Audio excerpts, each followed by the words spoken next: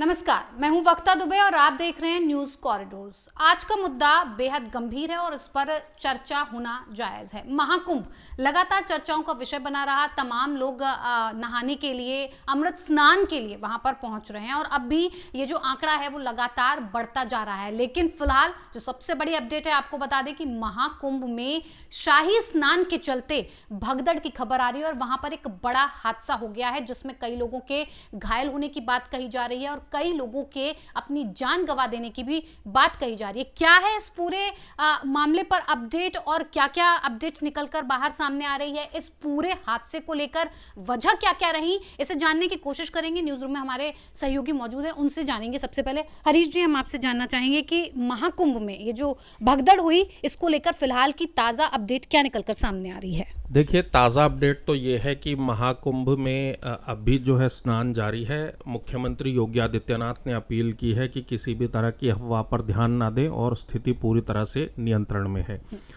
प्रधानमंत्री मोदी खुद नज़र बनाए हुए हैं। उन्होंने 4 बार मुख्यमंत्री योगी आदित्यनाथ से फ़ोन पर बात की है। ये भी पूछा है कि यदि किसी मदद की आवश्यकता केंद्र सरकार की तरफ से हो तो निसंकोच बताया जाए और कहा भी है कि हम साथ में खड़े हुए हैं। अपडेट ये है कि अलग अलग जगह रिपोर्ट्स जो हैं वो अलग अलग हैं, लेकिन 10 से ज़्यादा लोगों की मौत होने की बात इसमें अब तक सामने आ रही है। वो आंकड़ा जो है अलग अलग बताया जा रहा है और कई लोग घायल हैं। कुछ लोग मामूली रूप से घायल थे, उन्हें छुट्टी भी दे दी गई है। संगम का स्नान जो है संगम तट पर वो लगातार जारी है। मुख्यमंत्री ने ये अपील की है कि सभी लोग संगम नोज़ पर, जहाँ गंगा और यमुना जो है मिलती हैं, वहाँ पर स्नान के लिए ज़िद ना करें, वहाँ स्नान के लिए ना पहुँचे। मेला ग्राउंड, कुंभ मेला ग्राउंड जो है वो बहुत बड़ा है, तो अलग अलग जो घाट बनाए गए हैं वहाँ पर भी स्नान करें। बाकी बहुत से धर्मगुरुओं ने भी कहा है कि पूरी गंगा यमुना में आप कहीं भी स्नान करते हैं तो वो समान स्नान ही माना जाता है, इसलिए संगम तट पर ही स्नान की जिद ना की जाए। और इसके अलावा जो अखाड़े थे, उन अखाड़ों ने अपना स्नान जो है, जो सुबह सुबह शाही स्नान के लिए सवारियां निकलती हैं, उसको लिमिटेड कर दिया है। कहा है कि बहुत लिमिटेड लोग ही उसके लिए जाएंगे और अभी वो भी तब तक नहीं जाएंगे जब तक भीड़ जो है कम नहीं हो जाती, यानी वो दोपहर के बाद हो सकता है कि स्नान के लिए जाना शुरू करें।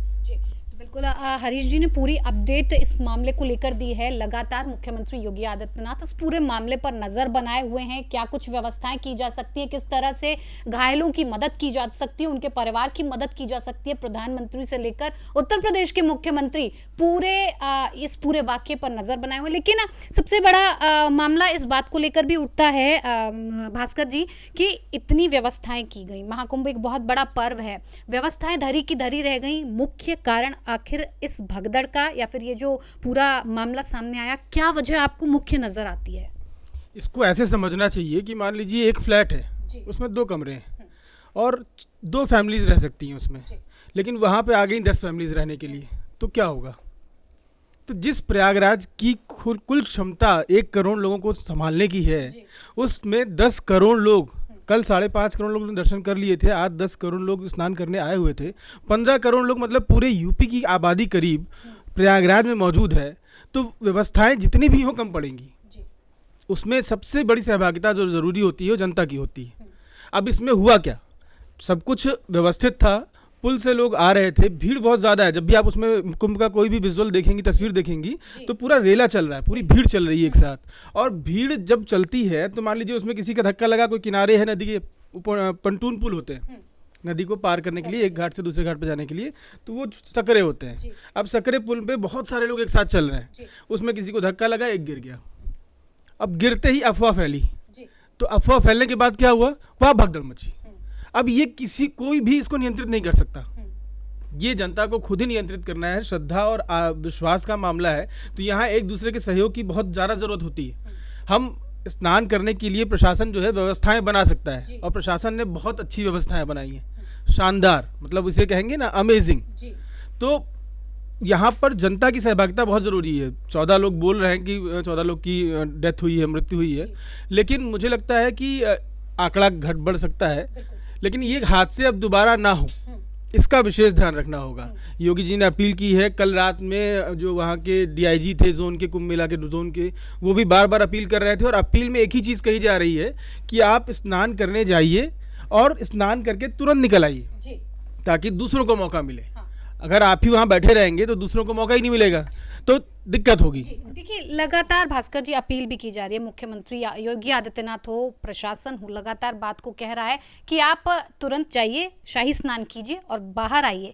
लेकिन जो श्रद्धालु हैं उनके मन में क्यों ये बात एक घर कर गई है कि अगर वो संगम तट पर ही स्नान करेंगे तो उनको ज़्यादा पुण्य मिलेगा, किसी और जगह करेंगे तो ऐसा उन्हें जो उनकी भक्ति है, आस्था है, उसमें कमी हो जाएगी। इस वजह से भी कहीं ना कहीं ये मामला काफ़ी बिगड़ गया। देखिए, आस्था में तर्क नहीं चलते, तो अब तब संगम मतलब लोग समझते हैं कि संगम ही है सब कुछ। वो त्रिवेणी जहाँ मिल रही है, त्रिवेणी घाट जो है वही संगम है। भले 44 घाट बना दिए गए हों, संत बार बार कह रहे हो कि भैया सब घाट पे पुण्य बराबर मिलेगा, लेकिन वो समझ में तब तक नहीं आएगा जब तक कि वो उस धर्म में तर्क को नहीं घुसेड़ेंगे। धर्म और तर्क एक साथ चलते नहीं है। तो जो लोग आए हैं उनको सबको संगम में स्नान करना है। अब संगम की जो रास्ता है, अमृत स्नान पथ जो है, उसकी एक क्षमता है, उसमें अखाड़े 13 अखाड़े भी हैं, बहुत कुछ ऑलरेडी भरा हुआ है। अब उस रास्ते को खाली करना, दूसरों के लिए करना बड़ा मुश्किल है। तो उसमें जो व्यवस्थाएं बनाई गई हैं, अलग अलग 40 से ज़्यादा घाट बनाए गए हैं, उन सब पे लोगों को दर्शन और स्नान करना चाहिए ताकि सबको पुण्य मिल पाए। नहीं तो व्यवस्थाएं फैलेंगी और इस तरह के हादसे अभी बागपत में कल हुआ, आज रात में कुंभ में हो गया। तो इनसे बचना होगा। ये भक्त और श्रद्धालु आपस में ही सौहार्द बना के और आपस में थोड़ा सा क्या बोलते हैं उसको, तालमेल बिठाकर इसको अच्छा कर सकते हैं। बिल्कुल। तो भास्कर जी ने तमाम जानकारी इससे जुड़ी हुई हमें पहुंचाई। हमारी सहयोगी मनीषा भी हमारे साथ मौजूद है, मनीषा से भी जानने की कोशिश करेंगे। भगदड़ मची, इतना बड़ा हादसा हो गया, कई लोगों की जान चली गई, आंकड़ा घट बढ़ सकता है। जैसा भास्कर जी ने कहा कि अभी कोई पुख्ता खबर सामने नहीं आई है, लेकिन कारण वहीं का वहीं बना हुआ है। इतनी व्यवस्थाएं होने के बाद मनीषा भगदड़ हो जाती है और इतने सारे लोगों के साथ इस तरह का हादसा हो जाता है। बिल्कुल वक्ता, और ये काफ़ी अपने आप में बेहद गंभीर और संवेदनशील मसला हो जाता है। हालांकि योगी आदित्यनाथ खुद आते हैं सामने और वो ये बताते हैं कि इस तरह की भगदड़ वहाँ पर हुई है। 8 से 10 करोड़ जो श्रद्धालु हैं वहाँ पर वो पहुँचे, लेकिन उन्होंने ये भी बात की कि ज़रूरी नहीं है कि संगम नौज पर ही आप जाकर जो है वो डुबकी लगाएं या फिर वहाँ पर स्नान करें। आप जहाँ पर भी हैं और वहीं पर आप किनारे उसके तट के जहाँ पर भी आपकी गंगा पड़ रही है वहाँ पर आप गंगा में डुबकी लगाइए, समान आपको लाभ प्राप्त होता है। तो इस तरह की प्रशासन ने पूरी पुख्ता तैयारियां वहाँ पर की हुई हैं। आप ये भी समझ सकती हैं कि जब इतना बड़ा आयोजन होता है, देश विदेश से लोग आते हैं या फिर इतनी भारी संख्या में एक जगह पर अगर आयोजन होता है तो वहाँ पर इस तरह की परिस्थितियाँ बननी कहीं ना कहीं संभावित होती है। लेकिन इसको लेकर पहले से ही प्रशासन जो है वो तैयारी रखता है, जैसे कि यहाँ पर भी रखी गई। और योगी आदित्यनाथ पहले ही कह चुके हैं और वो बारीकी से अपनी नज़र भी बनाए हुए। हालांकि अभी जो आपने बताया कि मौतों का जो आंकड़ा है वो घट या बढ़ सकता है, इसको लेकर भी हम नज़र बनाए हुए हैं। और ऐसे में काफ़ी संवेदनशील वक्त ये पूरा मसला हो जाता है फिलहाल। तो बिल्कुल, तो तमाम अपडेट इसको लेकर लगातार आ रही हैं। ये जो मामला है मौत का, जितने लोग घायल हुए हैं, ये घट बढ़ सकता है। हम पल पल की अपडेट महाकुंभ से जुड़ी हुई आप तक पहुंचा रहे हैं। साथ ही साथ श्रद्धालु जो भी महाकुंभ में दर्शन के लिए पहुंचे हैं, स्नान करने के लिए पहुंचे हैं, उनसे यही अपील है कि संगम नौज पर ही स्नान करने की जो अपनी जिद है उसको ना ठान कर रखें। जहां पर भी आपको जगह मिलती है वहां पर स्नान करें, पुण्य वही मिलेगा जो संगम तट पर आप जाकर स्नान करेंगे। तमाम खबरों के लिए आप देखते रहिए न्यूज़ कॉरिडोर।